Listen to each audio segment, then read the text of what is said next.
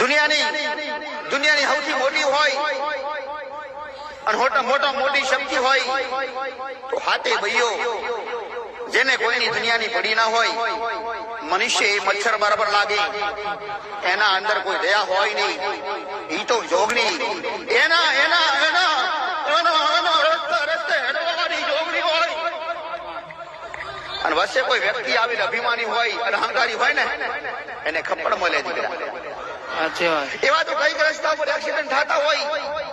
પેલાના માણસો, જૂના માણસો ને ઓળખ પડતી, અને કદાચ ખેસ આવે તો સફેદ કપડા વળી જોગણી હોય, અને મોઢા ભરી જાય ને અને લખવા થતા હોય ને તો જોગણી સફેદ કપડા વળી જોગણી.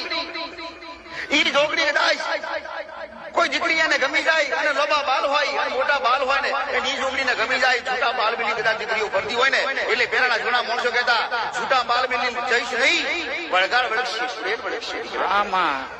તે સુરેલ તો હોય દીકરા, હાથ ભાઈ હોય ને 8મી સુરેલ હોય, અને કદાચ જોગણીની છેડછાડ કરી હોય અને જોગણીના નામ લીધા હોય ને, અને જોગણીને કદાચ હેરાન કરી હોય ને, તો સુરેલ થોડી પડે દીકરા. કદાચ